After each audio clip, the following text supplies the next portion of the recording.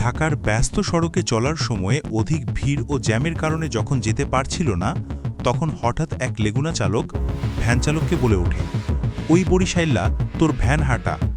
আর এ কথাতেই ক্ষিপ্ত হয়ে ওঠেন সেই ভ্যান চালক। এরপর প্রতিবাদ জানানোর জন্য সে লেগুনার সামনে গিয়ে প্রতিক্রিয়া জানাতে থাকে। এর এক পর্যায়ে সেই লেগুনা চালক গাড়ি থেকে নেমে ভ্যান চালককে মারতে গেলে দুজনের মাঝে হাতাহাতি শুরু হয়ে যায়। ব্যস্ত সড়কে দুইজনের মাঝে তুমুল লড়াই চলতে থাকে। এ সময় আশেপাশের পথচারীরা তাদের থামানোর চেষ্টা চালায়। এই বরিশাল্লা কথাটার জন্য আজ ব্যস্ত সড়কের মাঝে এরকম অপ্রীতিকর একটি ঘটনা ঘটে গেল। রাস্তার পথচারীরা তাদের না থামালে না জানি কোন পর্যন্ত গড়াতো তাদের এ লড়াই। তাই আমাদের উচিত কখনো কাউকে তার জন্মস্থান নিয়ে কটূক্তি না করা।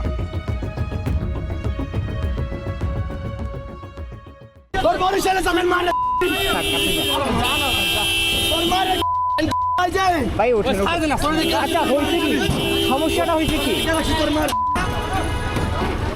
আচ্ছা কি সমস্যাটা হয়েছে কি? আরে গাড়িটা খারাপে যাম, আমি যাইতে পারতাছি না। ওই আমার উঠতে গেলে বাচ্চা টান দে। মানে আপনাকে গালি দিচ্ছে দেখে এমন হয়েছে? হ্যাঁ, আমার গালি দিবি কা? তা আপনাকে বরিশাল্লা বলতেছে যে